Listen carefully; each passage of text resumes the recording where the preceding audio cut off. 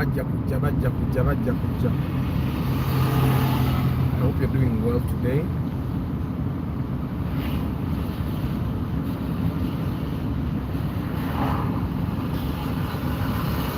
Question Friday katubalinde mubajje tuwerewereko.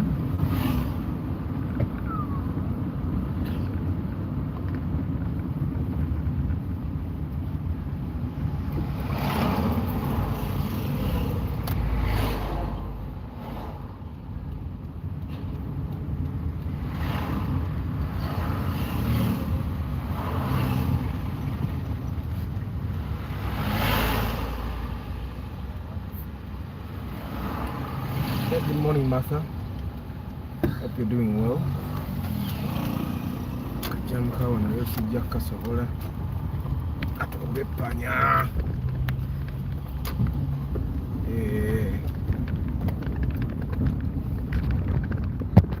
Today is day 3 of February, which means it's day 34 of the year 2023.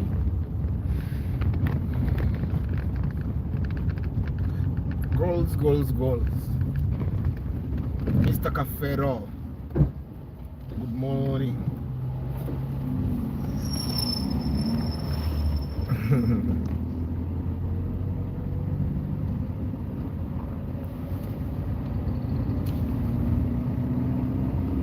Yeah, but I hope you guys are doing well. It's a dark day today. It started off dark. So dark. I hope it gets brighter as the day moves on. Yeah, but today is Question Friday.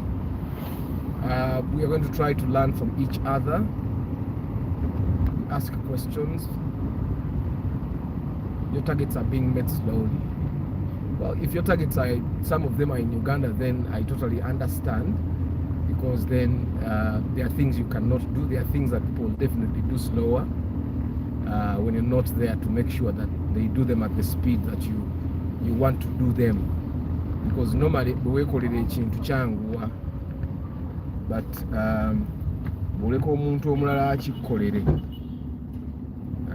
kisobola okugaana okutambula, because then olumu akola tayagala, olumu akola akuyamba, olumu akola yekkaanya, and you don't want that to happen. Yeah, but slow is also good as long as you keep moving. And was it Martin Luther King that said, if you can't run, then walk. If you can't walk, then crawl. Crawl way and yeah, because that's how. And good morning, Salfina, and definitely with everything that we do, we are going to meet challenges, but the goal is not stop. Good morning, Baros Kambuzenga Fala. Emotoka ekozeeko ewangala banga chi ekozeeko chi, because one thing I understand, abazungu, they make cars to last like 100,000 kilometers. That's why for them, when a car makes 100,000 kilometers or okitegeera. But for us in Uganda, when we went to buy Dennis's Ipsam, twagisange emitwalo 47, nali nange sikirabangako, naye nga yingini yayo mpya bupya, kitegeera. Yeah, Ajeke, you're really blessed. You're really blessed. Obeera n'emikwano giri trustworthy. That's something to not take for granted. Abantu abasinga emikwano actually n'ab'eŋŋanda akutunulira nga alaba ono jeko ono gutulabye wano ng'akula wano, aŋŋamba atya mukolere kino. Ipsam yali maanyi baaba. The engine was better than the engines of Ipsams that had 200,000 kilometers, yet yalina emitwalo 7. Yeah, but it was a nice car. I'm quite sure that Dennis is still happy with it. Of course, he's fixing a few things here and there. Nengera when nabagamba bintu obikolako mpola nga bwovuga emmotoka kasitera nga tegaana kutambula nga teefiire ku kkubo. Bweba teefiire ku kkubo then ebirala okola mpola you work on it slowly. But Barros, from my experience, a car will last as long as you maintain it. Okitegeera togisuubira kubeera weewangaale nga togirabirira. Give it service. You have to give it service. You need to repair the things that break. Buli kifa kikole okifiira. Because what happens with machines is if one part dies, n'ogirekamu ette ekirala before you know it, you can no longer manage it. And you see, when we were talking about Mercedes-Benz, even the time we were talking about BMWs, remember we were saying that zinemoro kibine yonge unit mugirabye you age naye man yimi ekizibu kusanga kibina nga masa walabikanga nini yagirabirira. So remember we were saying with Mercedes-Benz that most of those German cars zifa lack of maintenance, that omuntu emulemo okukanikanga bwalina ogikanika n'agitetenkanya, and before you know it then it dies. But ideally cars should last as long as you can maintain it. That's all. Taremwa Pameha Toyota Raum and Sienta fuel efficiency and reliability. Okay. One thing I know Pameha that the Toyota Raum, if you're going to buy any Raum, don't buy the old model. You should buy the new model because it has a VVTi engine, so it will give you good mileage. However, it will have the 1NZ engine, but the Sienta might give you better mileage because it has the new version of the 1NZ engine. You get, so it's better technology, better fuel efficiency, and all. So I recommend that you buy the Sienta. It has better technology, but they both will give you good efficiency, fuel efficiency, if well managed. Change the air cleaner on time, the shocks if I take a $1 and things like that. Because if you save money on the fuel, then you should have money to repair the car. But if we're comparing the Raum new model and the Toyota Sienta, I would definitely recommend that you buy a Sienta. The Sienta will give you better mileage. I can't say it's a better car, but it will give you, and besides, it even has CVT gearbox. The CVT gearbox was created to give better fuel efficiency. It has unlimited gears. So it's all gonna mutano mukaga musanvu munana. Because it has unlimited gears. Our automatic ones, because most of those automatic cars, they have 4 gears. Gears are zikoma. And I know then you understand. Okay, manual. Zigenda paka 5 gears, zimizina 6 gears. Yeah, so you don't want to buy a car that has 4 gears if you can buy one that has unlimited gears. But you also have to understand that maintenance for a Sienta might be more than a Raum. Yeah, but and we have been saying, you buy a car with a CVT gearbox, don't use a gearbox oil. These guys are Raum. Okay, kugamba waliwo akalala akaneneko kwako bonna bulungi bonna bujja kuwa mileage ennungi yofuula, but oba comparing na Sienta, definitely buy a Sienta. Sienta will be better. The ladies drive UBS services. Okay, Safina, I don't know what that means. Uber. It's the spelling. Uber. Yes, women drive Uber. These days our guys have gone taxi. There's never gone border. There is no job that a woman doesn't do these days if she sets her mind to it. They do. However, I will say it like I've been saying it, Uber is dead. Uber will frustrate you. So if you can avoid, at any moment, if you can avoid getting into Uber, do other things. And you realize that Uber as a company, it has very many terms and conditions, and some of the terms include that they want new cars. tebagala mmoloka nkadde. They have a lot of terms. Ogenda okwesanga emmoloka egenda ovuga ojja gigula million 18, 17 okitegeera, ate otuukeyo nga sente ze wagula emmoloka you can't even make it in a year. Ate nga jjukira emmoloka eyo wagigula, you maintain it, you service it, okanika. It doesn't really make sense. Telling you as a person that drove Uber once, and I know plenty of people that were doing Uber, because it was dead. It is still dead. Uber is something you should do if you have no option, totally no option. But if you have options, and I continuously tell you guys, buli muntu alina talent, buli muntu alina katonda we yamuteera omukisa gwe. So it would be a better thing n'ogenda wali omukisa gwe and you do that. Okusinga okwesiba mu kuvuga Uber. Because Uber ejja ku frustrating. Otuuke nga n'emmoloka tosobola gikanika. Ejja tuuka akaseera nga ne bush z'emmoloka tosobola zissaamu. Okitegeera. That's one thing you need to understand. Njagala nnyo omuntu n'ayingira Uber ng'agenza ategedde n'atagamba I was not told. It's a dead business. Kati million 18 ogenda okugulamu Uber, lwaki togulamu Kigege n'ogiwa omwana n'akuwa emitwalo 88 buli ne bw'oba Kigege eyo ogifisaako emitwalo 2 a week, 200k, ng'ate si gwe agivuga. Abaana bagula Kigege million 15, 17. So why would you buy a car? Ogenda ogiteeke mu Uber ng'ogenda kukola mutwalo olunaku magoba. But it's pure math, like we have been saying all along. Tubadde nga tubalawana ebintu nga mukiraba nga tugamba ku lupapula obale lugula emmoloka giwe driver ali ku stage oba giwe omuntu agikumanagingire. I have an interview of the taxi business and there is my friend Ali. He can help you manage your taxis. Gozimuwa, you take money for 5 days, natwala number 6 because number 7 is luba lunaku lwa driver. Okitegeera. Kati oli gwewadde okumanaginga n'akumanagingira. If you take 80,000 per day, 2 days give emitwalo 16, 3 days give emitwalo 24. Okitegeera.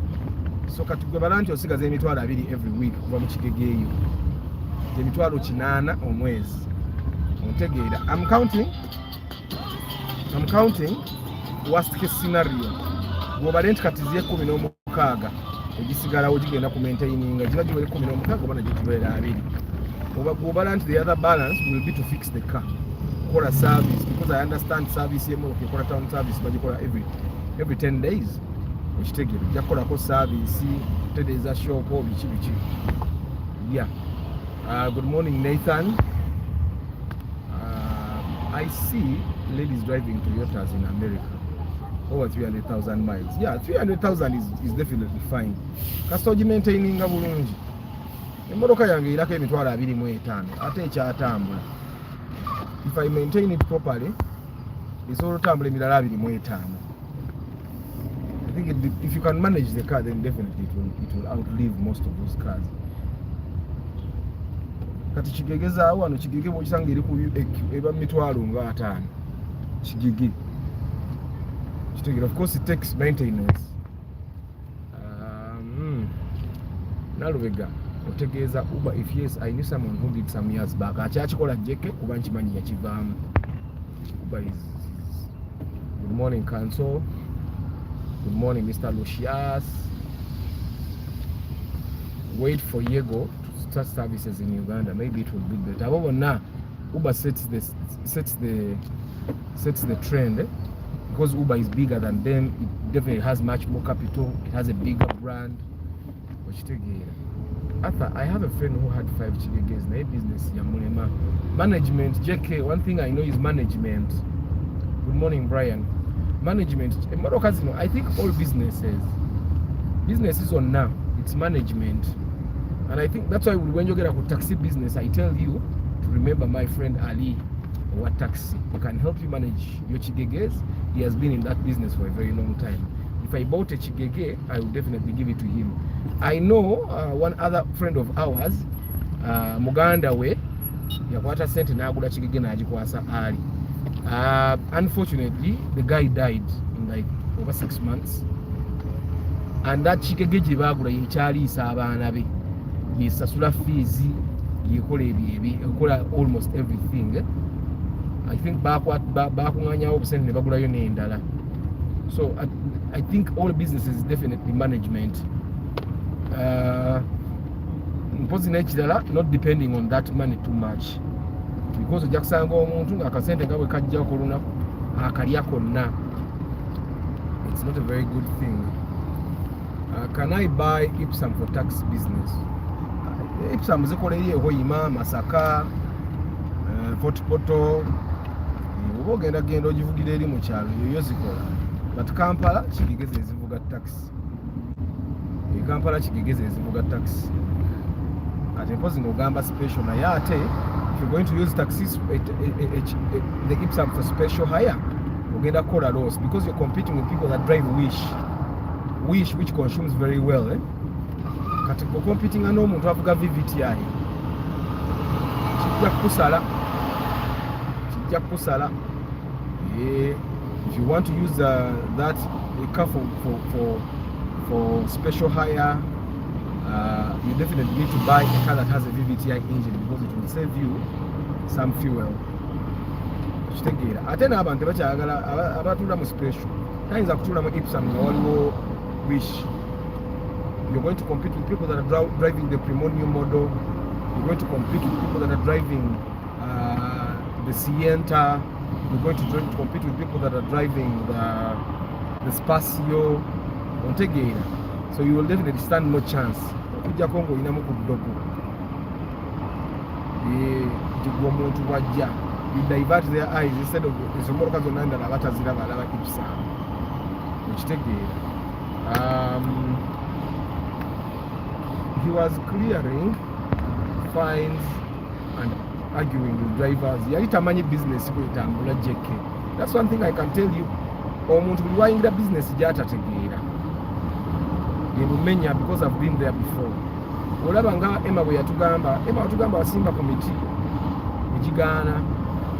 Whenever you enter a business that you don't understand, you'll get problems.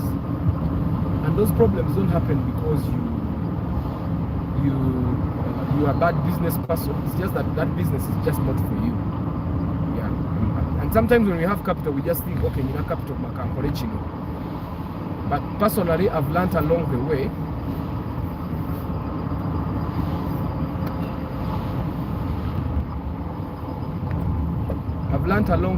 that business is okazoyinokola as a business. Your competition has to struggle to beat you if they ever beat you. But if you're going to be doing a business, your competition doesn't have to struggle to beat you. Then it will be you who struggles to try and beat other people, and you will never beat them. Because more business, drivers always had stories and got frustrated. Yeah, but if you have a manager, ezo kigegezo ziba za manager, omuntu ali mu business na excuses zonna zibalirese akola ki azimanyi. Ipsum zikola kyengera nga tax exactly ziza mu kyalo eri. So Brian is saying my Ipsum fetches me a profit of 3 million every 3 months. I use it as Brian impaku sente. Nga I had to convince you to take the Ipsum bannange. Martha, have you read the Ipsum? Good morning, Issa Abirie. Martha, check the Ipsum at taxis in Masakatu. Mary, please you in 1 million a month as profit without maintenance fees or just 1 million service fees included.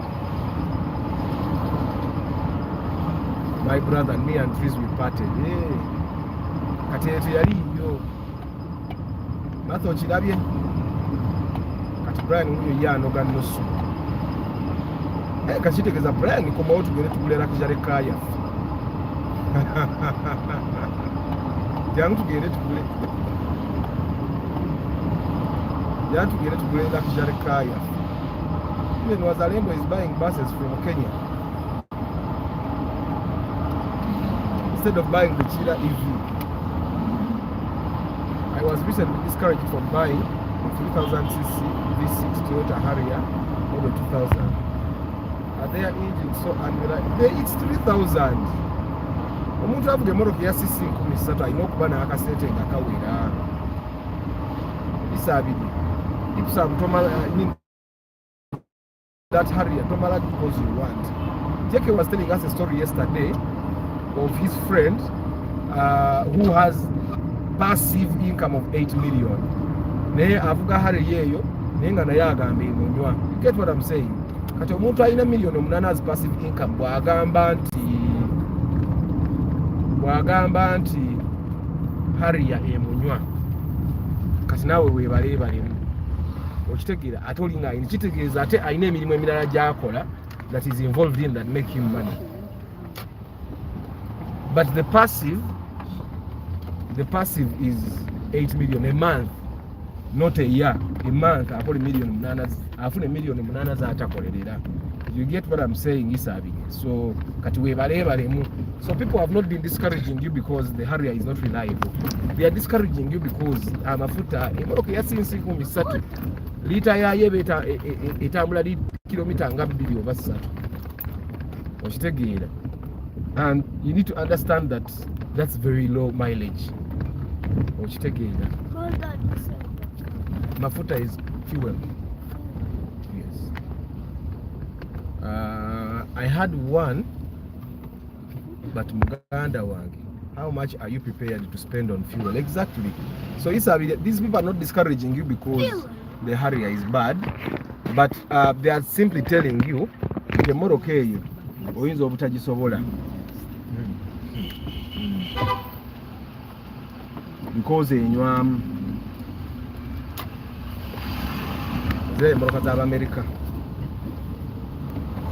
Yeah, so kati isabire gwe wetegereddeko ne Jeke wuyo agamba yali agivuga ate nga ne Jeke naye mubedde ettooke weeriri kakati sebe kati okujjako ng'olina ettooke ng'olyewulira goodbye my friend who dies Kabundo. Kati ate wuyo avuga na 2.4 liter ate kati goyinza okuba nga 2,000 gy'ogamba si ya VVTI n'okuba kati 2,000 bino omuntu bw'aba akaaba 2,000 nti enywa. Kati imagine what happens with 3,000 cc lita ejja kutwala kilomita nga 3 ovuga okuva wano.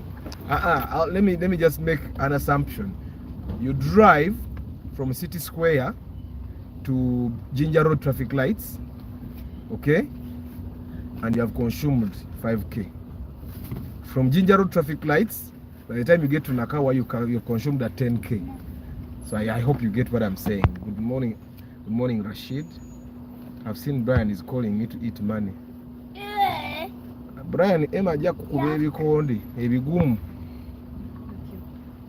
The Harrier of 2000 isn't Kawundo. Si Kawundo. Isabiriye. Chichi. Kwagala bwagazivuga ku Harrier. Jesu nywe baba. Kale boboji ogiguze. But why do you think they are cheap? Until you can buy a Harrier 3000 cc at which this one? Morning. Fundraising. So you read, Aban. Read for me, I hear. Eyo Harrier etali VVTI baba. Olaba ne Primoze nyine ezali VVTI abantu bazidduka. Okitegeera. Bazidduka.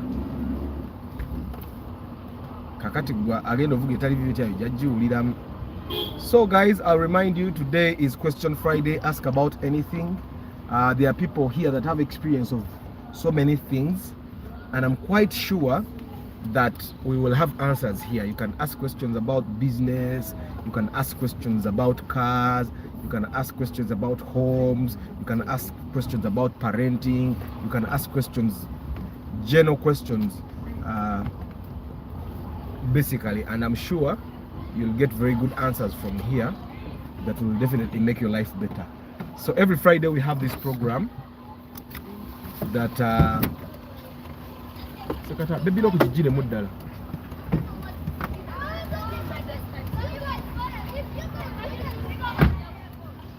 so what have you read? What is that one? What is is that word?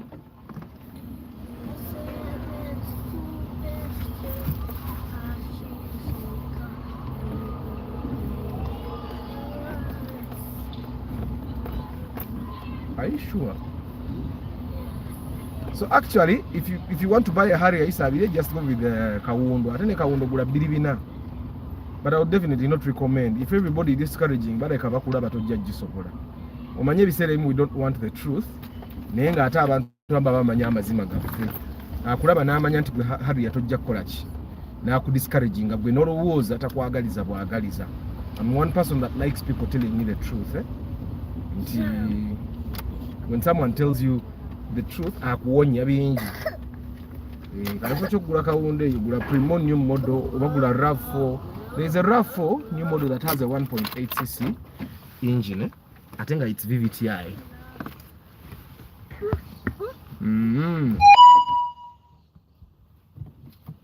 RAV4. Okay, guys, you ask questions. Give me a minute. Nagenze munange ne bantikako kanjula.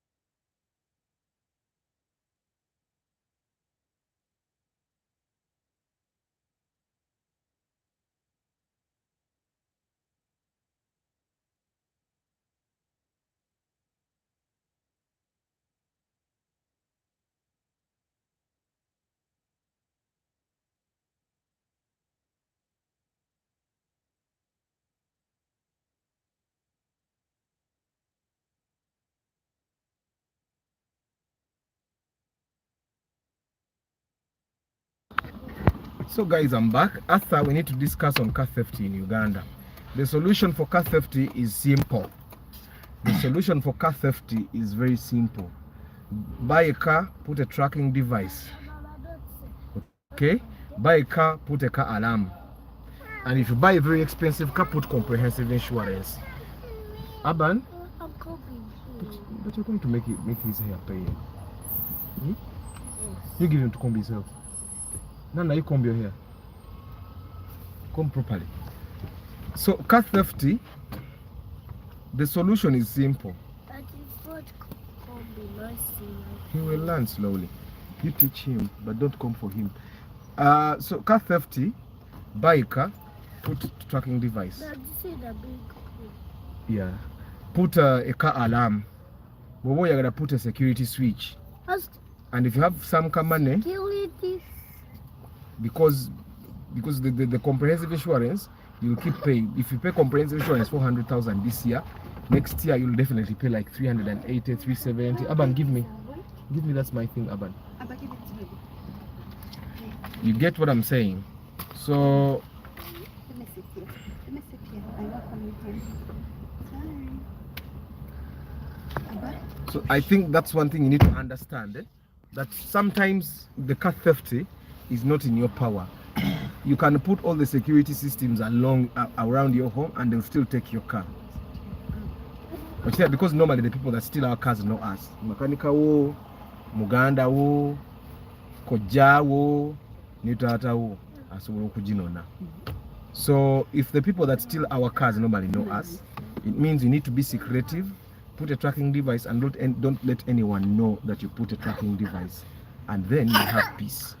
Okitegeera gwe kano omuntu yateekamu tracking device eyo yamanya nti yagisaamu ate n'omuleka n'agikweka naawe n'otamanya weekola ki naye n'omugaa gikweke bulungi. That's what we do. Naye one thing I've realized about us as Ugandans, twefuula ababale nnyo. Ne weefuula abale nnyo ne weerabira nti your vehicle is your asset. I sell tracking devices, but it's not why I'm telling you, because I think idwawo n'okumatiza nti kati gula tracker okitegeera, because I realize that if you don't know that your car is an asset, gwe teweetaaga kujjukiza gwe kati a gone case. Naye bw'ogula emmotoka yo $10,000,000, what does it take for you to put 350 otekemu tracking device? Good morning, Dennis. Okitegeera, it doesn't cost you anything. Kwate $3,500 gakoleza ogateekamu omulundi gumu, then next year mutandika okusasula $5 gy'omwaka. But by doing that, you know that my car, I can monitor my car anytime. Emmotoka ne bwe bagikwata ne bagibba, bw'oba tewakola lugambo nti why emmotoka yange erimu tracker. Okitegeera. Exactly, that secret button JK. It's very important. If you can't buy a tracking device, then get your mechanic to put a secret device. It's that secret switch. Actually, if you put a security switch in your car, ne washing bay vehicle, because omwana wa washing bay emmoroka yo gyoza, kitegeeza olina omulaga ka switch ako bwe kali. Emmoroka gyoleza ewaka, and sometimes I realize omuntu atwala emmoroka ku washing bay ng'alina w'ayoleza. Because if you're like me, I have 10,000 liters of water at home. Lwaki nsasulira washing bo $1,000? Because washing the car doesn't take even an hour. I can use 30 minutes. Nenjuza emmoroka neekola ki? Neetukula. So that's what happens. So when you have that security switch, it's only a few people that should know. Okitegeera nti by the time someone tries to find that security switch, obudde buba bugenze. Bw'ajja n'akubakubamu n'egaana, ng'eye mulemye ng'agiva kale ng'abbako byabbyeko. Okitegeera. Naye ate emmoroka bw'oba ogitaddemu alarm, kati awo kitegeeza tasobola kukubeera mu mmotoka n'agibeeramu dakiika 10 nga tadduse. Kati nze alarm eyange ekuba kerere baaba. Olaba nange olumu emanyi okukuba kerere n'ekola ki? Emanyi okukuba kerere nange nenjagala nzirukewo. Okitegeera. And those are the alarms we put. I realized there is a time we bought a car for someone. Nankwasa ne sente zaki za tracker. Naye ndowooza ne bamuwa amagezi ne bamugamba oyo mugyeko sente za tracker tusoke zikozesa ebirala. N'azitwala nze siina kamiro ka sente n'enkola ki? I gave him all the money. But I will dread the day that person tells me nti emmoroka yange oba baagibbye, okitegeera, oba simanyi emmoroka yange gyeri. It will be a very bad thing. But the good thing is I told him so. Ngenda kudangenda kanzikozese ngenda zifuna ku Lwokutaano nkomewo, okitegeera. But for me I'm thinking custom motoka yiyo. Okitegeera. Custom motoka yani yiyo. Munnange nkyali mulwadde eddagala lyabadde likola, then I relapsed nenziramu. Nagenze ne bangamba ebyo simanya abasawo balina bwe bakiyita simanya second line, katulina kukozesa first line. And the first line, this is the first time I'm getting a cannula. The first ate ya bay. Actually mbadde njogera ku njawulo, then I realized nange nadde njagala kwekuba njawulo. I'm beginning with the doctor. Doctor. Kubaze sikirabangako omuntu gwe bajjanjabira sente nnyingi nga bwe banzijanjabye. Okitegeera. I find that it's okay, but sikirabangako. Okitegeera. Anyway, kati ndi ku mpiso. So RAV4s, JK is telling you, Patrick, that RAV4s have a solid reputation for reliability. I think, Patrick, that's worldwide. Leave alone even the old models, nezino modern pianos, worldwide, RAV4s are very reliable. So if you have the money to afford the RAV4, I'm recommending that you buy the one that has a VVTi engine, and I'm recommending Togura Biribina, you buy one that has a 1.8cc engine, because obanga avuga Primo ejja kuba ekunywa bulungi nnyo. Obanga avuga Primo new model, because even Primo new models have 1.8cc. Obanga avuga Fielder, okitegeera. So you buy a RAV4, the new model that has a 1.8cc engine. Ate ziwa lwakuba kyolina omanya engine ebanga ya Voxe naye esobola okuswaza if you don't know how to maintain it. So but Patrick, gula ka RAV4 weyagale, okitegeera. Yeah, good morning Grace, good morning Isaac.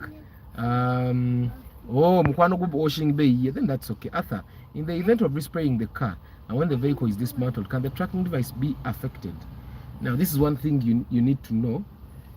Emmotoka bwe bagenda gi respraying, okujja ku nga mbi nnyo nti bagenda gijjamu buli kimu. but normally the tracker nze bwembeera ne technician wange ng'ateeka mu tracker nze nsalawo wawe tukweka. I don't even let him to decide because sometimes technician ayinza okiteekinga for granted okitegeera and he just hides n'alowooza akwese nnyo. Naye me I think like a thief. Even newange kyova olaba nkugamba nze ewange omubbi okuyingira bamuggulira from inside.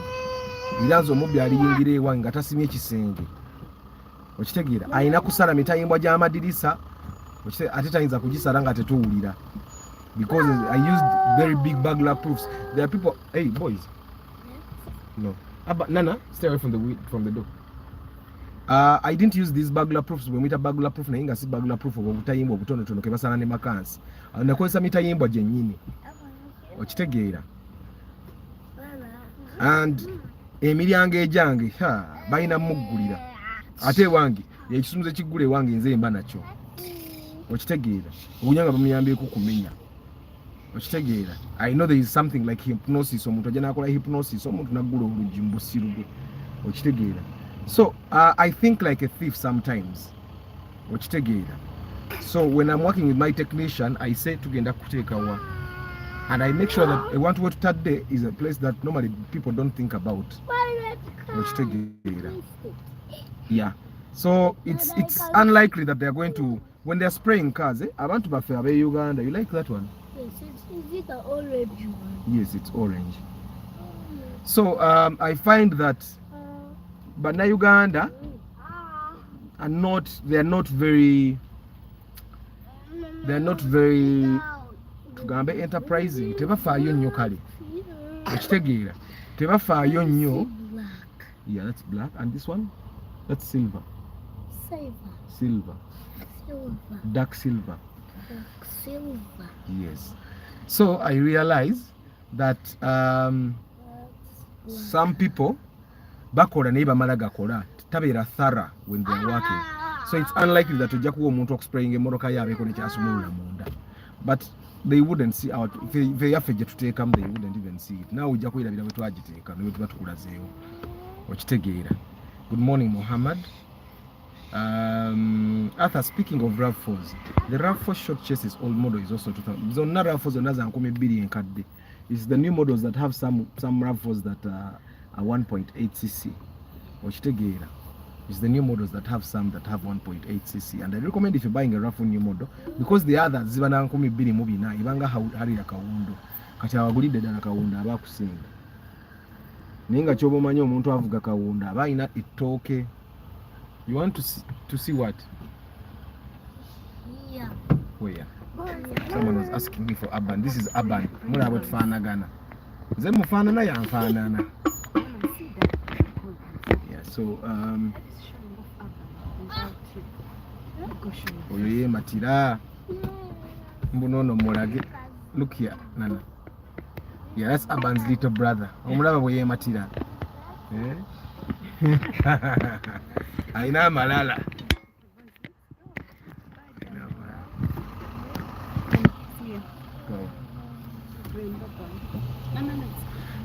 So today I wanted to not the name Nang Rashid bangamba bakazi balina akantu kabakakozesa omwana nakufaanana nga siwo nakumalayo tokawuliranga bakayita bate wali akadagala nti omukazi akakozesa omwana nakumalayo nga siwo naye nga bwomutira bwoti bakugamba eyo nga amaze university nti nno omwana siwo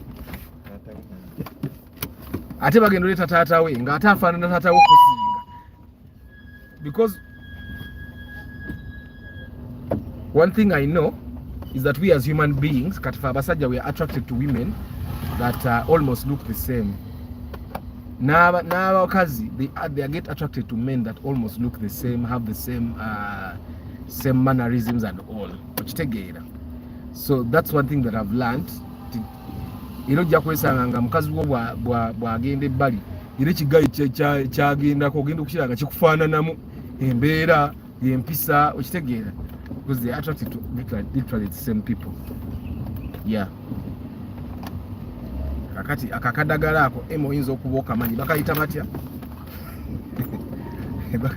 akada Martha gwagamba omanyire ennaku z'okuzaalamu omwana omuwala n'ez'okuzaalamu omulenzi akantu bakayita batya abakazi ke bakozesa actually yali musajja mukulu ye yakaŋŋamba but I've forgotten the name ekitegeera so baluyita lubobbo aluteeka mu mulyango mbu n'olubuuka kasita mukitegedde Rashidi okirabye so ennaku zino DNA ojja kwesanga nga yeetaagisa oba oyagala oba tokola ki oba toyagala omanyi kyekitegeeza oweerera omwana atali up to university okitegeera but of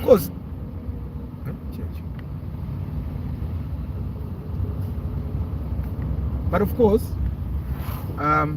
you do the DNA ng'omukazi tomwesiga waliwo abakazi abalina ebiyisayisa obutategeerekeka and we as men we always know omukazi nno alimu embaliga n'omanya okitegeera the thing is that abasajja bwe muba mulaavu ne boolaba embeera bwe weefuula atagirabye ne weegumya ata lubobbo and lubobbo are two different ones nze nsomye lubobbo kati bwakyogedde oba awandise lubobbo but Arthur Kawundo 2.4cc would consume more than a RAV4 2.4. Yes, simply because it has a bigger body. Yes, it would definitely consume much more. Primo. I wouldn't encourage anyone to buy it.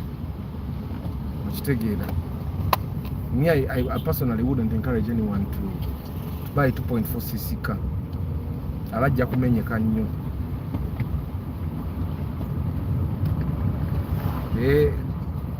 Emma okitegedde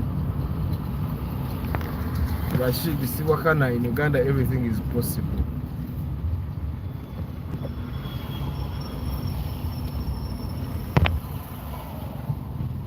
So Emma, next time you emphasize the B. Kati emmotoka gy'ovuga ng'esukka sisi 2,000 it better be worth it. Okitegeera, it better be worth it.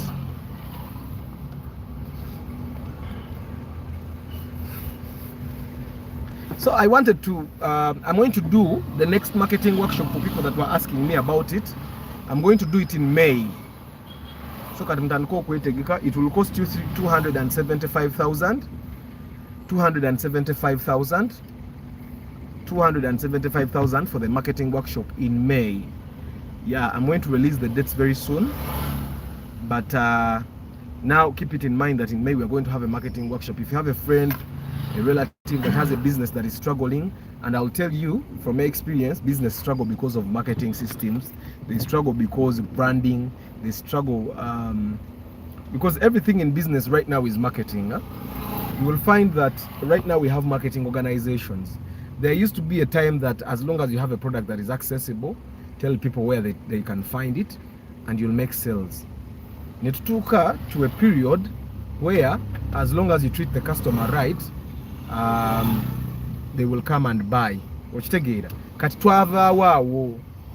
Okitegeera people are selling systems that's why you find that Microsoft has 360. That's why you find that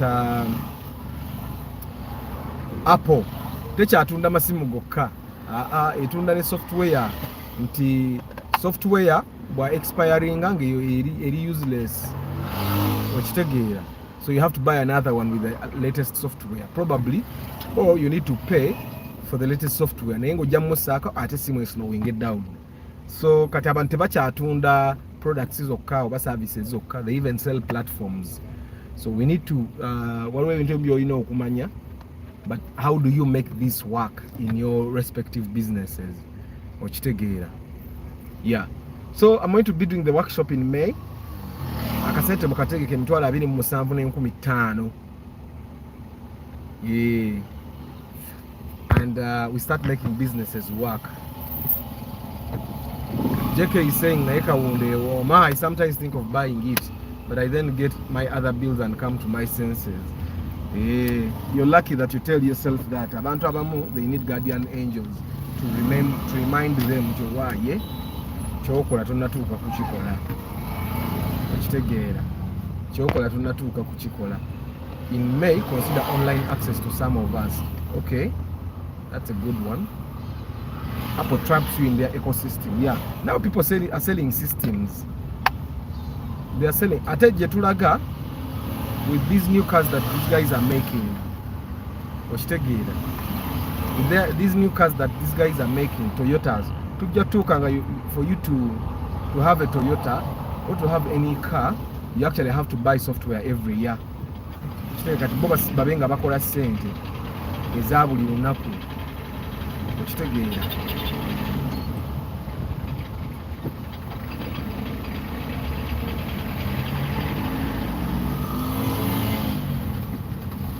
So as long as you know that that's where we are going, now you have to create a system that continuously gets people to pay you. Because what you in your business, ogenda kutuuka nga gwe kapere mu business yo nga people are doing that. You realize that even MTN is doing that, but under systems to businesses, even Airtel, the banking platforms, the APNs that they are selling to them and all. So I personally thought that since it's Question Friday, you guys normally don't ask me about marketing, but I thought that it would be a very good thing for you to have a bit of knowledge about it. Overenga, you're not trapped. Baloya, it used to be that their system is that you pay a retainer. People no longer pay retainers. So you need to package your retainer in a different way. Call it a retainer. Nenga, it doesn't sound like it's a retainer. After you say that you're not one by Kluger 2000cc. Was it factory made or modified? It's possible that it was modified. Nenga mu logbook it checked out. The engine number checked out in the logbook. So it's possible that this guy put a new engine and then went and changed it with URA, which is still okay with us because we are because I've not seen it. If it's factory default, then it's one of the very rare cases where you find the Kruger of 2000cc. Nenga nebo soma Kruger zezo zibaza bilibina. I was actually skeptical until the logbook checked out. Hi Arthur. Okay. About the marketing workshop, is it general for everyone or it caters for individuals? I don't know what you mean by everyone, but everyone can attend the workshop. That's one thing you need to understand. Everyone, as long as you pay, you will be able to attend the workshop.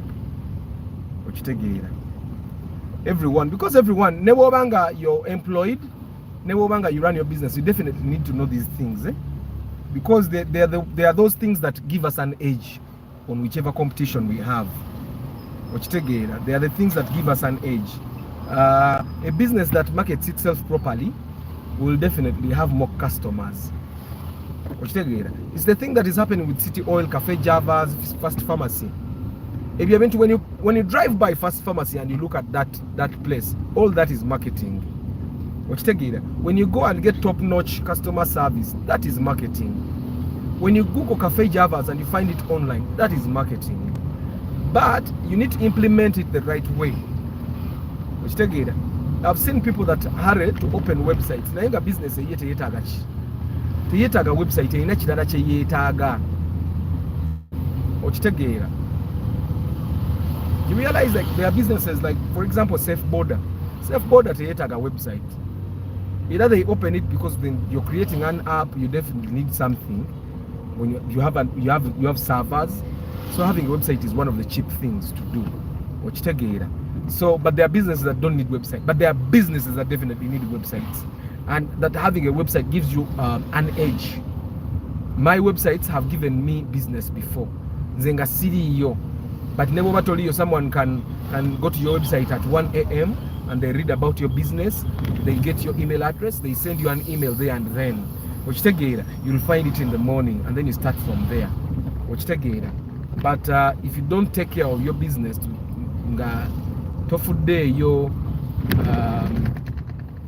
on your online presence, for example, yet you're supposed to have online presence, you will struggle. Just struggling in a business, struggling until you realize that these people actually take care of their businesses. Chibanga muntu kubeera nga tobeera smart all the time. You will start thinking wali yakuloga naye nga byoyambala ebigaana. I'll give you an example. A person that does not read, a person that does not equip themselves with knowledge constantly, or too can you lose touch with the world. I've actually been seeing some motivational speakers saying you need to give yourself at least 30 minutes to enrich your knowledge base. I think that's what we can call it. You spend 30 minutes daily ng'obaako ky'oyiga ekipya in your area of business. Okitegeera bw'otakola ekyo, chances are high that you'll get out of touch with reality. Okitegeera. I'll give you an example. It's the one thing that happened to Samona. Samona was doing very well. He even hired marketers. I went to these marketers' offices. At that time, I was doing my first degree. I was selling a product to them. Nebangamba, you know what, Arthur? The product you're trying to sell to us, it's a very nice product. Nemo kama waffe tawuliriza. Tetumanyi na lwaki yatuwa emirimu kino. Kati naffe katukola obusente bwaffe. Tugende bw'aliza okuka, alitegeera omugaso gwa marketing. That was around the period that Samona weyabeerera ne Rangos ne Matthias Walukaga and all that. You get. And I will tell you, Samona yagwa in not more than 3 years. The marketers were telling him, this is what you ought to do. Nenga yeta kolachi. Morning, we talk about Toyota ISIS in details. Oraba na abalongo now market on most YouTube. Exactly. And they package their witchcraft differently. Yes. It's a real basket. A woman, people you, kachako, when she's pregnant. Eh. Katola matha yamanyi bwe bakikola. Yamanyi abakazi bwa kutega omwana n'akufaanana n'akumalayo. Anyway, so that the thing that happened to Samona is what might happen to most businesses in the next 2-3 years if they don't adjust. If you don't adjust, if you don't improve your knowledge, ojja kwesanga business ye egudde ng'abalala they are going forward. So you need to adjust to the new system of marketing, but ate tokibuukira bubuukizi. I'll tell you that before I went back to study marketing, I read books. I have almost a library of books. I bought e-books to read about marketing. But then one thing I realized, that sometimes you need to hear a person that has done something tell you to do. Ekimu ky'olina okumanya nti obutabo bwe tusoma obusinga bwa America. The marketing in America is totally different from the marketing in Uganda, from the marketing in South Africa, marketing in Kenya. And most of the marketers, good marketers in Uganda, they don't share their knowledge because they are busy making marketing work. That's one thing you need to understand. So if you can go and learn from someone that has done marketing, yet also has the skill, because you guys, I don't want you to take for granted theory, practice without theory is gambling. Practice without theory is gambling. That's one thing you need to understand. Always remember that. Practice without theory is gambling. Or some theoretical things, because theory came from practice of other people. That's why it's good to go for trainings, workshops, and so that you learn the best way to do things. Anyway, I want to probably share one thing. Nze buli mwana ne DNA okufana na siroganda. Yeah, but the DNA is very important. But tulina baloya. Nze ne bwe nkukebera 10 years from now nga toli wange. Mama wampa sente zange ze nkutaddemu. Teri kamanyiiro. Okitegeera. I think that's when women will learn to respect men and their efforts. Yeah. DNA ogikola. Kati gwe jekikireka kyekiganye nno n'okuzaala kati obuusabuusa buli omu. Anyway, let me teach you one thing, one concept. I've probably talked about it in some of my marketing videos. The concept of identification. That's a very important concept. And regardless of what business you're in, you need to do the identification part of marketing. Yesookera ddala nga tonaba na kugulawo business, nga tonaba na kudevelopinga products. You need to do some identification. You identify, first of all, you try to identify the market. Yeah, ate emotional yesinga okumenya. So you need to identify the customer, you identify their income range, you identify their demographics, you identify where they are, you identify how much they can buy in quantity, you identify what quality they want. So you do that identification. Then you identify products that you can make for them. You identify the source of raw materials. Marketing. You identify the competition. You identify so many of those things, and without identification, you don't go to the next step, which is anticipation. Anticipation is quite easy if you do identification the right way. But one thing you need to understand, that marketing is a process, is a management process of identifying as a first step, identifying customer needs, wants, which take it, and without identification you struggle. For example, when JK talks about his friend that had a taxi, yagula chigezali tano nezimulema, he did not identify which take it.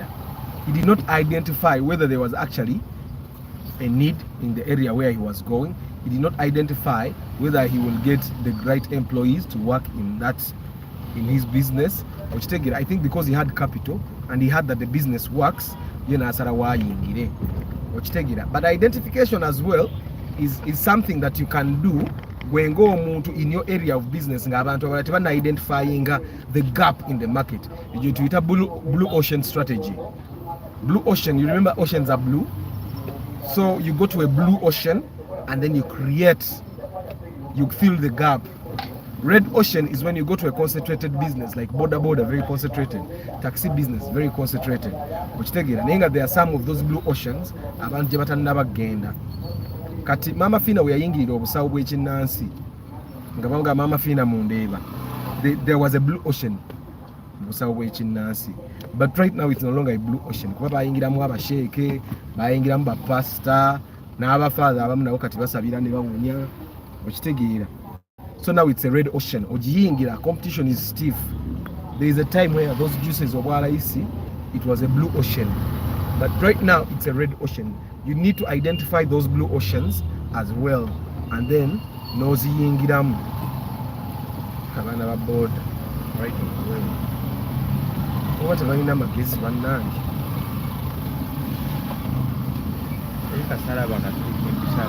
So you need to be able to identify those gaps. You realize where what are. Like for example, Martha, who is going to enter the school shuttle business, you need to identify where is the blue ocean, because ojagenda okwesanga nga buli muntu alina ka shuttle service alina n'abaana ba boda bwe bakutta otunula gasiya nange n'abasaabaze nabo basirika. Omwana akuvuga ebyekisiru ng'osirise, omwana akuvuga ebyekisiru ng'osirise obanga atalina bwongo. Guys, bw'oba otudde ku boda tokkiriza wa boda kutegeerera. Bajja kutte moroke ejja batomera. Aba boda bo bamanyi bwe babuukako. Owa boda ayambadde helmet, gwe toyambadde helmet, wuuyo gwe babadde batomedde. Omwana wa boda ze ne yeesogga mu maaso g'emmotoka. Bajja kutta, ojja kusanga emmotoka etasiba ebalinnye. Bw'oba otudde ku boda, pay attention. Abasajja ba boda tebategeera, tebalina magezi. Ye alabira wano kumpi, mpita obalaba, kati amugambye kendeeza. Ate olumu osanga omusaabaze nga naye avuma omuntu avuga emmotoka, naye ng'owa boda we yavuga ebyekisiru. ate no boda atiddemu. Anyway guys, tuzeyo mu identification. Identification is a very important process before you even start a business. Sorry guys. Before you even start a business, you need to identify which market is unique for you. You identify the unique points mu approach your business. Your approach of business needs also to be unique. So it means you need to do market research and you see what other people are doing. You realize what customers need but it's not being addressed. I think that's the market that Safe Border took over. Safe Border we yali yakatandika yali etambuza abazungu. Then it realized that actually people would pick this up. The Ugandans would actually pick this up. Then it started advertising to Ugandans. Then it created an app. Then it got servers. And yes, the Safe Border yali ekola. This guy yatukanga ina aba border omutwalo gumu mu Kampala. Do you know what it means to have 10,000 borders? Nenga you don't own a single one of them. Nenga buli border avuga border. Bwavuga trip ya 10 yakuwako nusu 2. Kitegeeza ne bofuna aba border mutwalo nga buli hour bakuwa nusu 2. How much is that? Okitegeera mutwalo nusu 2 Martha antawanya jeke kwe engineer. You get what I'm saying? So you identify a gap and find a unique way to take advantage. You find a unique way to take advantage of that gap. Find a blue ocean and fill it. Because blue ocean is border teyali iwo. But Safe Border created the blue ocean. And I'm thinking when Uber came in the market, you realized the motor kazaite zikola. Nereta Uber border. Now here because Uber border was not their thing, Yagana, it did not pick up. Because it was not their creation. Bari bakopa. Safe Border right now is not as vibrant, but Safe Border echaji sula echasula Safe Border kwali butawuliza ba rider bayo.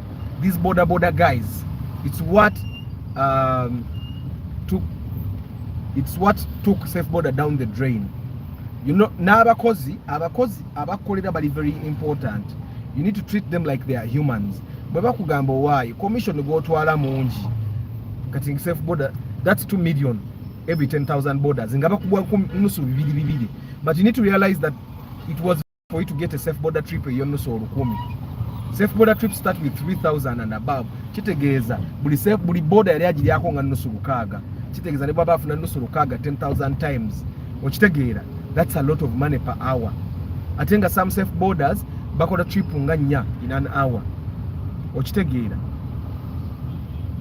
So that's one thing you need to understand. And then he brought on Safe Money. It was a mobile money service on their app. Then I think when the Safe Border started dying, because you guys realize that okwa to upset never Safe Border name. Safe Border yagwa. Okitegeera. Then naleta Safe Car. Okitegeera. If Safe Border still works, it works with deliveries alone. These guys no longer even put on the Safe Border jackets. They took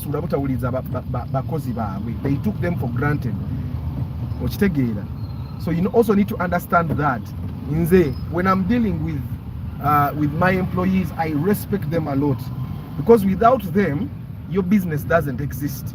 Without the employees, your business will not survive. It will not grow. So that's probably one thing you also need to understand.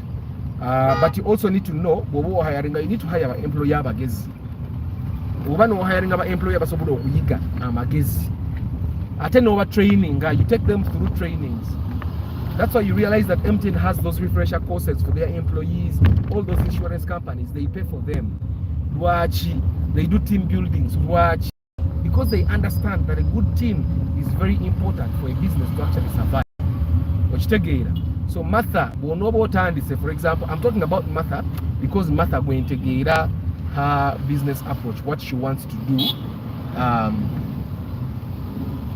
the school shuttle. School shuttle, you need to understand, or understanding you're a B2B and at the same time a B2C client. Now B2B is business to business. Martha, as a school shuttle owner, your B2B approach is that you deal with the school administration. Your B2C approach is that you deal with parents. So your business is going to be a mixture of them. So you need to understand, how do I handle a school and how do I handle my other customers? You need to understand that the school, for example, doesn't make decisions very simple. You don't go to the HM's office. You go to the HM, your offer. What director mugambo why waliwo omukyala yazze wano ayinayisamu yenyirira bulungi ayagala tumuya abaana 10 abatambuzanga school van. You also need to understand that such businesses zetaaga kickback. Nti bw'ogenda ku ssomero ne bakuwa abaana ne bakuwa $5,000 taamu eyo, HM oyina omuwa kickback okusigaza ku mulimu. This is Uganda. We try to ignore it, but you need to understand that that's how it works.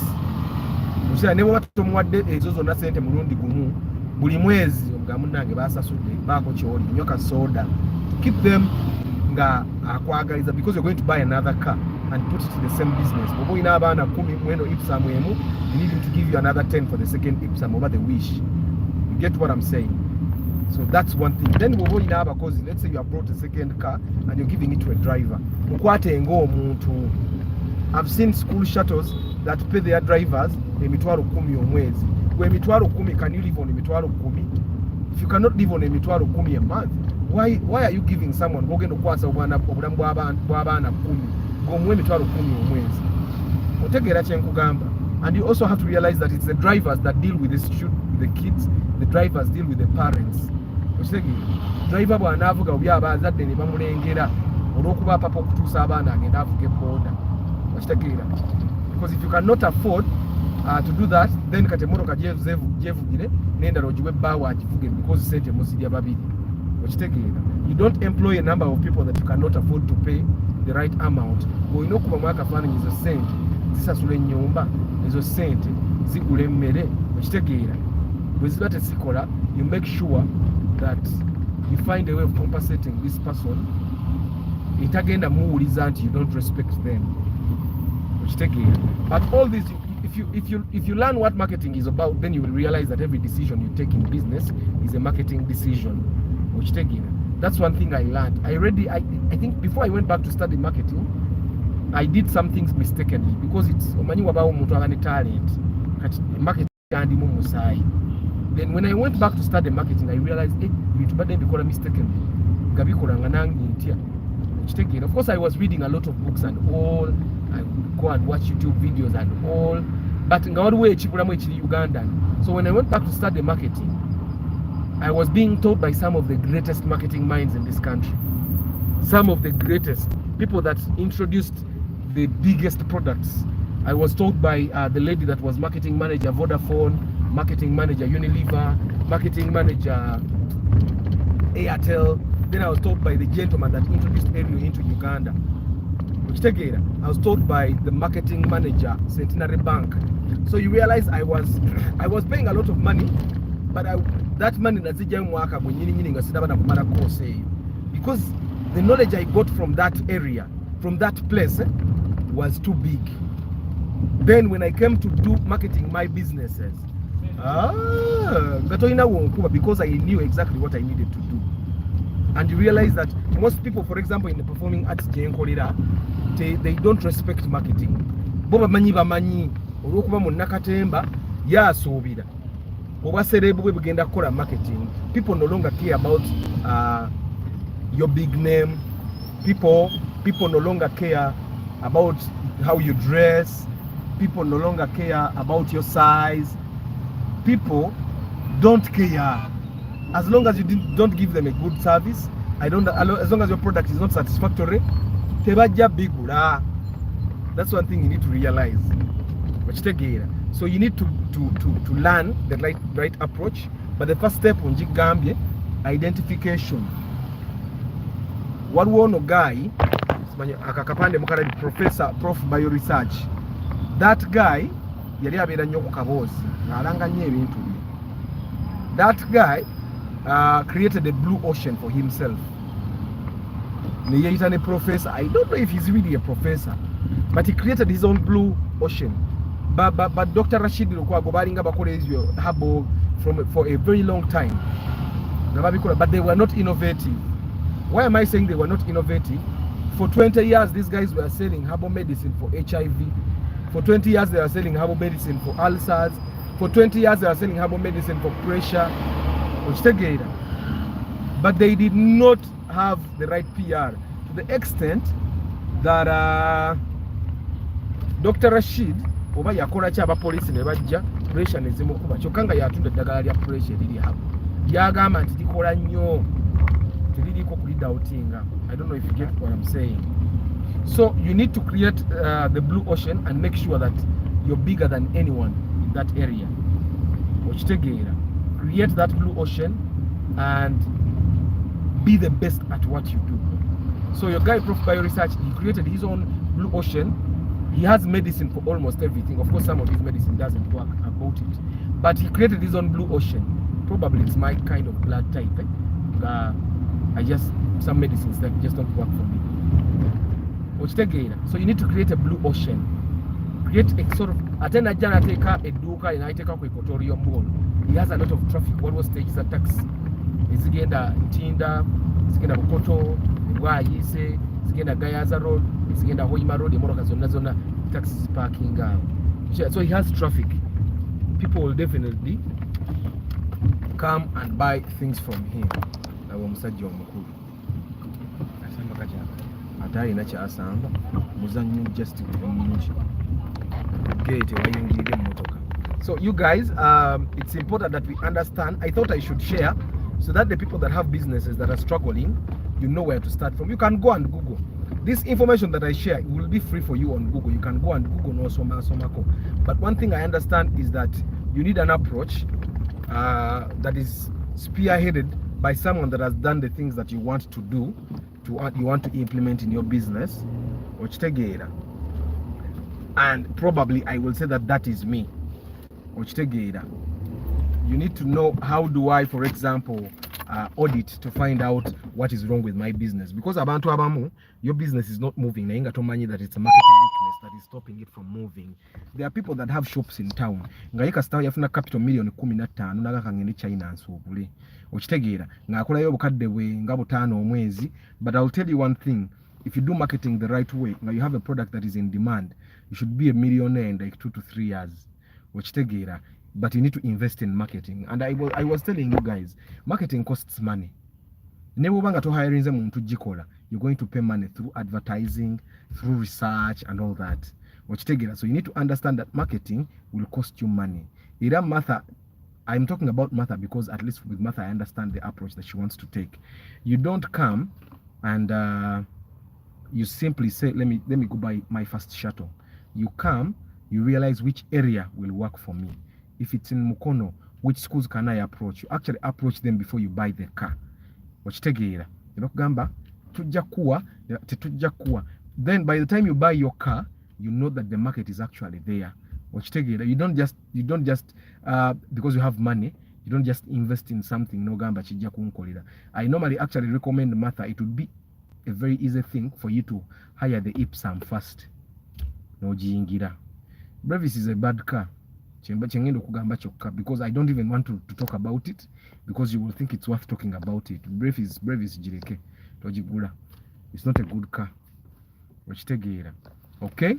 Some people don't know what they need until they see it.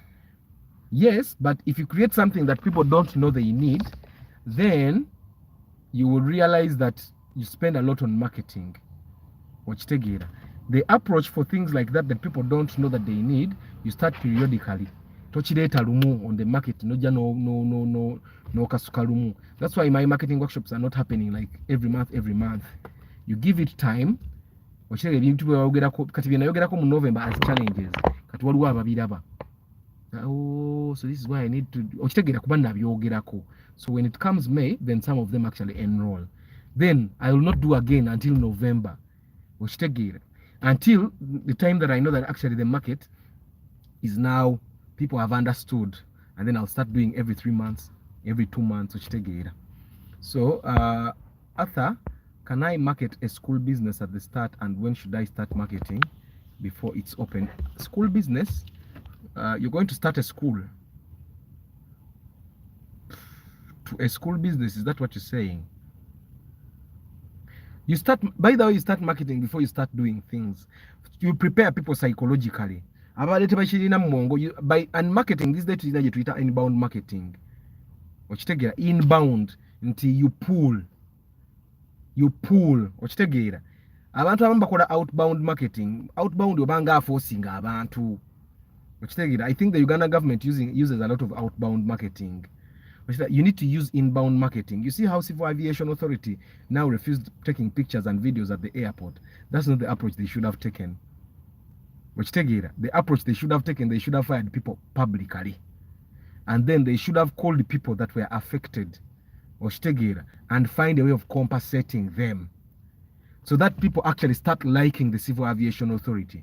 But what they did, refusing taking pictures at the airport, that is making them enemy number one of people.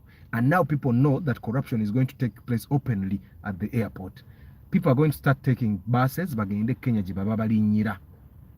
That's a place as a business person you don't want to get.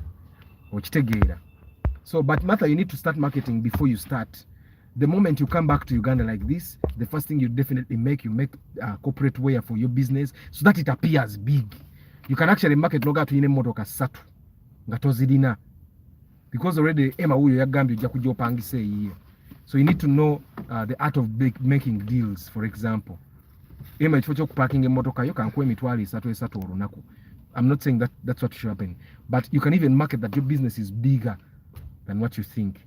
When people think until you can sublease, subcontract, until you get a business in a school. Never gamba later twagala emmotoka satu fetuko business.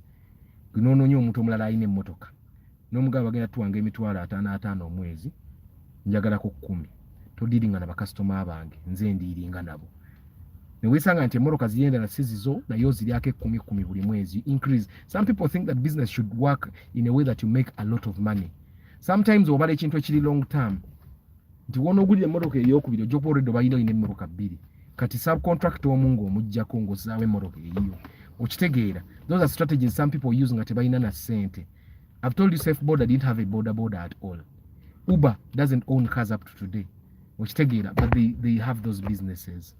So morning Arthur, my head is paining me. I have my 12 million, but I'm thinking of buying a car for Uber. Jireke Uber vehicle. But some people say Uber is not profit, but I fear to start business. I'm in Qatar.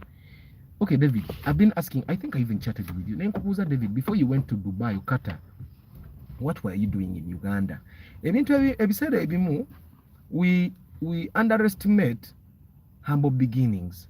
Ekintu kyawali okola bw'oba kyali kikuliisa nga tekirimu na capital.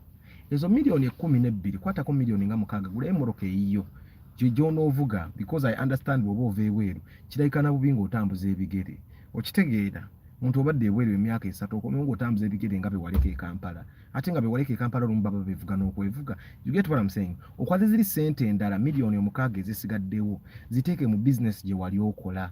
But right now when you come back, business eyo gikole nga you're bigger than last time. I understand that you still have some of those networks be wali oguza. Okitegeera oba be wali okolera those services. Okitegeera, some of the best businesses that make money, people don't actually own anything. Like abantu abakola sanitation, cleaning, abamu ebyuma tebabirina, abooza amategula. Naye bw'ajja n'abidding n'omuwa business ng'agenda akipangisa, ng'ajja akola ki, ng'ajja kukolera ng'akiza paka lwali kuŋŋanya ssente ate n'agula ekikye. Okitegeera David, me I wouldn't recommend that you actually do Uber. Me I don't. As a person that did it once. Nze kuga Uber inawe yakolera ssente. Era no yatuuka ng'etandise okugwa. Naye nga ekisuula Uber, abaana to survive they have to actually steal. Okitegeera. Yeah. So Patrick, I'll cater for the people that want to attend online. Don't worry about that. I was trained to be an internal auditor of our company here in Denmark, and I'm part of the team that audits every system in our company and recommend improvements. Yes, we need to audit, by the way, we need to do audits. That's one thing I do all the time in my business. I realize that abantu bange sibasanyifu, for example, lwaki sibasanyifu, because then you realize lwaki sibasanyifu and you try to find a way of taking care of it in a business ate togimenye. The company paid handsomely for me to be trained and certified in different ISO standards and to audit companies' conformity to standards. But the boss understands that business improvement is never an ending journey. Exactly. I've been telling you guys before that Centenary Bank invests more than 500 million every year. Kukola audits, kukola market research, bakasitoma biki ebibanyiizizza omwaka guno, kiki kye tulina okuimprovinga. But the businesses like MTN, Airtel, they do those researches. Fete tufuna results ezivudde mu research. Naye bo baba nazo internally. Era research olufuna wabo bati nga batuula mu meeting nga bagamba abaayi abantu bagambye kino na kino na kino tekigenda bulungi. Tulina kukola bwe tuti na bwe tuti. Okitegeera. Employers should adopt the approach of improving their employees because it's a win-win for exactly. If an employee is happy with what they are doing, bajja kukola with all their heart, business ebeere improved. Okitegeera. Because JK, I understand that most of these people abalina businesses e Kampala tebakola business za kubeera ulubeerera. Kyobola nti omuntu ava Uganda ng'alina business gy'abadde akola bw'agenda ebweru bw'akomawo n'akyusa. Naye ng'ate eri business gye yakola nga tannava Kampala yali emuliisa ng'esasula rent kati weebuuza business eri weba teyaliimu capital nga it makes me survive, it pays lwaki ate kati njivaamu. Okitegeera. Some people don't respect the businesses that okitegeera. I'm choice between a range 1980 UAW ML 320 2000 UAT and C200 UAQ. Which would you buy? It depends on how much money you have on your account. But Bobanga, you're still a young person, for example, and because I don't know you, you're still a young person that is still looking for money, that is still surviving. You don't have a lot of passive income. Tova mu family engaga. Buy the C200. The C200 ye motoka ya emanye nnaku. Okitegeera C200, leave the ML alone. Okitegeera. Buy a C200. Emotoka C200 emanye nnaku mu Benz. It's the easiest Benz to maintain. Okitegeera. But also buy a 2000 model and above. That's what Kasim says. The older model spare is no longer there. It will disturb. It will be very expensive. Now ML. Mercedes Benz ML is waza ne bobo yagala otya the ML will shame you ejja kulema okitegeera. But after some of us went abroad without any business. If you went abroad without any business, now one thing you need to look at, what skills have I gained from let's say Dubai, from the US. Then you look at the skills you have gained. You see, like now JK is a certified auditor. Kitegeeza, if JK came, he would not take time, for example, to start a farm, an audit farm. Ate naji marketing to businesses, and then natandika okufuna business because he's an auditor, he's ISO certified. For you guys that don't know what it means to be ISO certified, you see how bajita bate National Bureau of Standards, the ISO is the global. Even National Bureau of Standards has to get ISO certification for certain things. Okitegeera. Even NSSF has to get ISO certification because when it's ISO certified, you're at the peak of quality. So JK is ISO certified. That's why Arthur went back na asoma marketing ali mukola CMI kati okitegeera CIM nti bwe nkola CIM wano Uganda ne bwegaana I can go to Denmark and start doing marketing professionally because when I go there I'm a certified marketer okitegeera globally. Ne bwe ngenda Haiti I would go to a business ne bagamba I'm a certified marketer. You give me this job because of this, and they will give me because my qualifications back. Actually, getting CIM is better than getting a master's degree because I'll be a certified marketer. You know what needs to be done. That's the thing that is happening to JK. Kat Charles, one thing you need to understand, since you did not go with the business, now you need to look at what skill have I gained. JND. For example, a chef. But now the thing you need to before you come back, gain the skills of management of restaurants. Bobanga you are barista. Then that's something you can think about. If you kwata million 12 ozigulemu moto jiteke mu Uber. Start a kiosk. Gain of license mu KCCA. Kuraka kiosk ku Kampala Road, Uganda Road. And do coffee, the best coffee in Kampala. Okitegeera. Nga everyone knows if you want to take good coffee, ono guy yajokuwa the good coffee. Kafundi cafe bajita bwe bati. Okitegeera. And then you start from there. Okitegeera. Hello, at what range can I get a good succeed? succeed there, I recommend you go to the bond. Abantu abasinga abazivuga bazikozesa emirimu gy'amaanyi. Ronnie, most people that drive Succeeds, Probox, they use those cars for and they are not, they tebazirabirira bulungi. So I would recommend in the bond you can get it between 31 to 35 million, or get up to 40 depending on the year. But right now Jibalento Jajifuna at around 34 because katogenda bogula 2009 model. Oshitegeera. So we bought a 2009 model in December for a lady at 31.5. But atakuba yali nungi nnyo. So depending of course on what you're looking for and what your bargaining power is, you chimanyent between 31 up to 40 in the bond. So I still recommending agigulanga ankadenge ekozeko. But bazivuga bubi. Actually, that's why we went to the bond, because omukyala yali ayagala okusaving sente nga she wanted to buy a Pro box that was a little saving and very cheap. But it was itambwe tunemgana yo money. Let's go to the bond if you have the money.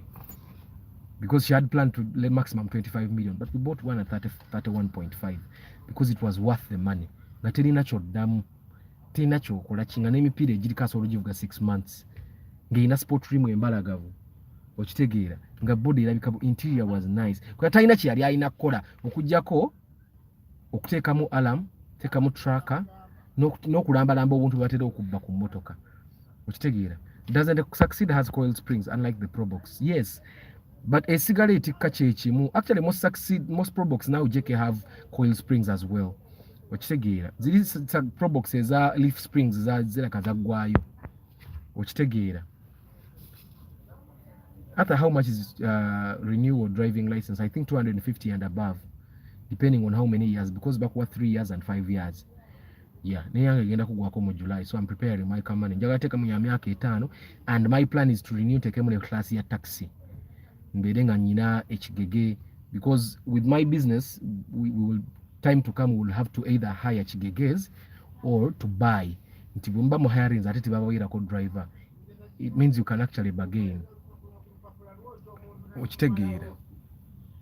Yeah, so but that's it. But Charles, if you're thinking about a business to do, I realize that Uber will frustrate you. I'm telling you as a person that drove Uber. Arthur, how? Arthur stated the question. Martha stated the question here, because the leaf springs take a bigger load than coil springs, and then if you're going to take a bigger load, JK, bigger than what ideally a normal car would take, then I would recommend that someone actually buys a pickup. I think that's why abantu abavuga Probox bazitika nnyo beyond capacity. Ezimotoka zonna zonna gyosanga ne weba UBB banange mbi. We went through the market and UBBs were bad. So I would recommend that you go to the bond. So Charles, my advice for Charles and everyone that is abroad, you want to come back, think back, what were you doing? If you are doing nothing, now start gaining skills from there.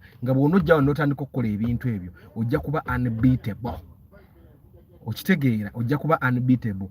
If for example you want to start to create a marketing system that will give you unlimited supply of customers, that's my American. We sit down and kulaga all the angles that you can make money in your business and how you need to handle that approach to make money. Yeah, because I'm an efficient marketing person. Yeah, so you guys have to go. Ekisoka siri mulamu bulungi. Ndoza muwulira ne bwenjogera nkaka bukasimanyi.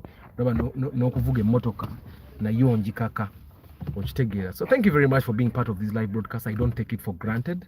I know that it takes a lot of data for you to watch. It takes a lot of your time for you to come and watch this. And for the guys that recommend me for business, thank you very much. But I will tell you this. About Arthur Bambi Mubuli, the real service Arthur Jakola. People call me asking for cars. I don't sell cars. My service for people that are looking to buy cars is pre-purchase inspection. And please tell them that I charge for that service. Tell them that I charge for that service. Agenda okujjanga amanyi the real service gyenkola. Omuntu asobola okukubira esimu. Owaye gyebaleko bangambye otunde emmotoka. Oyinayo Primo new model million nga 8. That's not my service. I'm not a broker. I don't sell cars. okitegeera. You know what my service is pre-purchase inspection. Before you buy a car, I help you go and inspect all aspects of that car to make sure that tebakubba, okitegeera, to make sure that you get a good car. That's my service. Nsobola n'okuyambako ng'oli bweru ne nkuyambako okugifuna ne tugiteeka ewo, so that by the time you come back emmotoka yo ekola ki, emmotoka yo weeri.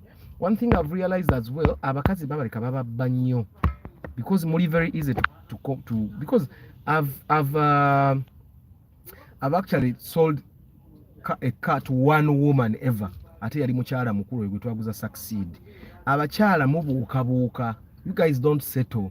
Okitegeera, you can engage with a woman for like a month nga buli nnaku akuweereza message n'akubuuza ebibuuzo, nga buli nnaku akuweereza message n'akubuuza ebibuuzo, buli nnaku akuweereza message n'akubuuza ebibuuzo. They keep quiet at once. Okitegeera, there is a lady yangamba njagala gula Alex sente nga zalina tezimala Alex. Namugamba tufu togula Alex ku sente ezo bajja era yambuza ebibuuzo for like a month n'amala ndoza ne waba wamuwuddisa ne bagenda bamuguza Alex ya accident. Okitegeera, ate mmotoka ya accident ebiseera ebimu oyinza obutagiraba ng'ogigula, ogiraba ogivuze for some time nga teri comfortable. Then afterwards nangamba atanyambako okutunda eno emmotoka, bannange nagenda ne banguza emmotoka ya accident, ngenda okutuuka okuteeka mu shock absorbers nga tezisibaayo bulungi baayiyanjiye. Okitegeera, I realize that happens to women because ekisooka ebintu mba temubimanyi. Ate ba broker babamanya. Broker ayinza n'okukwana. Okitegeera, akukwana n'akussa mu fix n'ogamba ono gayi yanjagaliza ebisinga. Ate ne bbaawo akubba. That's one thing you guys don't understand. Muganda wa asobola okubba, taata wa asobola okubba, kojja wa asobola okubba. Okitegeera, ne bbaawo. But you people seem to not get it. You seem not to get it. That's why professional services exist. Okitegeera. But anyway, I don't want to discourage you guys to use other people to buy, but you need to be very extra careful. Because you can imagine, omuntu yangamba ayagala Alex ya $12,000 ne $12,000 tezigula Alex. N'agenda actually bamusayira nako bagimuza 11 ng'oli gayi agezaako okumulaga oyo gayi byayogera takola ki. Kumbe emmotoka yagwa ekigwo. Eri emmotoka yali yagwa ne yeefuula n'okwefuula. Ne bajja ne bagitetenkanya ne bagibumbabumba ndowooza nga buli ajja okkebera amanye emmotoka ya accident. Kati ono ye ne bamukwata ne bagimuguza na layisi ku $12,000 n'afissaako n'ameka n'ataano. Kumbe bamuguza emmotoka egenda omubonyaabonya. Okitegeera, actually yatuuka ogitunda $8,800,000 nga n'abagigula bamuyamba buyambi. So you can imagine, I don't really want anybody that follows this channel to make those mistakes. Okitegeera, kati g'oyagala okusavinga $40,000 Arthur gaakusaba. Kati you can imagine you're saving $40,000 naye emmotoka gye yagula $1,11,000 yagitunda $8,000,000. How much money did that person lose? Kati ate bala nezi yakozesa ng'agezaako okugikanika ogitereeza paka bwe yagala n'agamba nedda kangitunde. Okitegeera. So pre-purchase inspection seems like a very expensive service because nkusaba $40,000, but it will save you a lot. I've time and again told you about the raffle guy gwe baali baguze $16,000,000 naye nga raffle gye bamuguze $16,000,000 ya $9,000,000. Okitegeera ng'ate era mbi n'omwenda teyeetaaga. Nitugenda tufumule emmotoka ku $9,000,000 na saving $1,000,000 mmeka. Okitegeera. So you guys, you need to be very careful when you're buying cars. Togenda ne bakubba.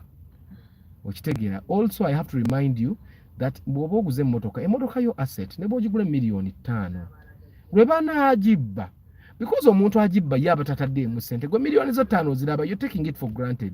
Naye omuntu agibba bw'aba byenzibe ne bw'agitundakamu kitundu ne bagitema yaba akoze because abata investinze kintu n'ekimu. So take care of the security of your car. Teekamu ka security switch, teekako alarm, teekamu tracker. Bw'onooba otunda emmotoka eyo when it's time to upgrade, you'll just remove your tracker ogisse mu mmotoka endala. I don't know if you get what I'm saying, guys. So nze saagala mudde mabega, mba njagala osigale ng'odda mu maaso. Okitegeera.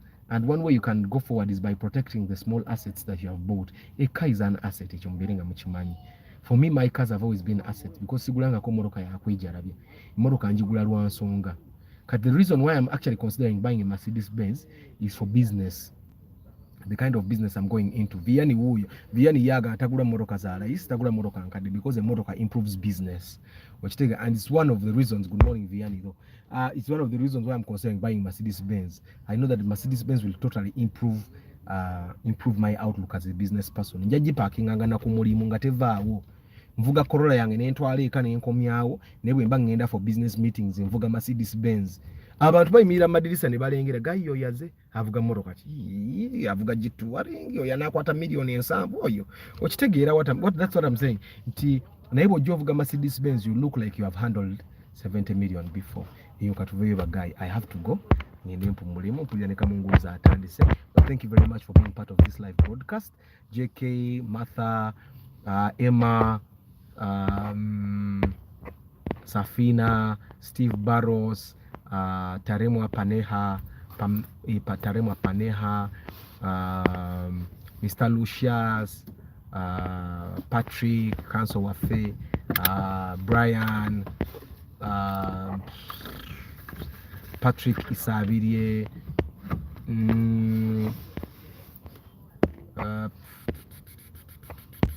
Rashid Dennis Samuel Grace Isaac Muhammad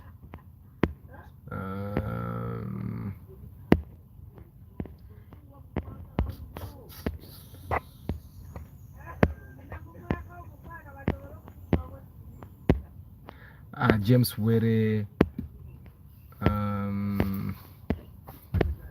Charles Nkugwa Ronnie Uganda, then Vianney.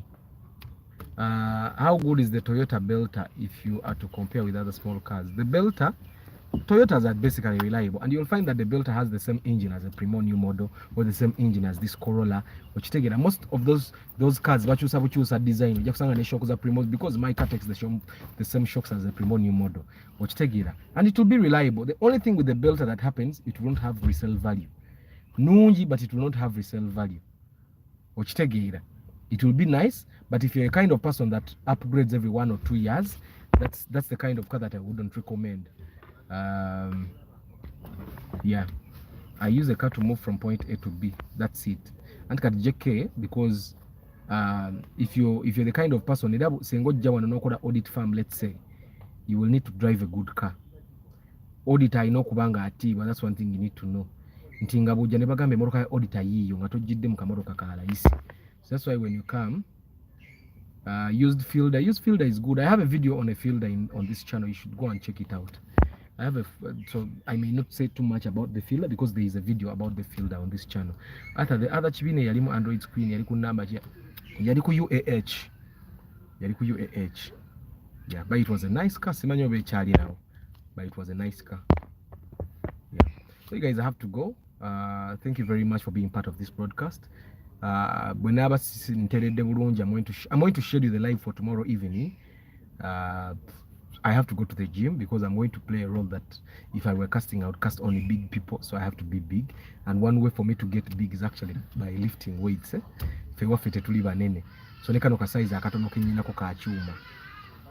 I'll go to the gym, and at 5 I'll definitely be here. So I'll see you tomorrow. Okay. And Tuesday will definitely be the marketing Tuesday. You come and we network, you tell us what you do so that people know the businesses you do. Abantu betulimu, it's the lighting, I think. Abantu betulimu be batuwa business. So I would not like it that tuliwa no, the broadcast is always having 20 people and people don't know. So you can come and just write it in the comments every Tuesday. Write it in the comments, guys. I do this and this. You should hire me because of this and this. Yeah. So you guys have a very nice day. I'll see you tomorrow. Ciao.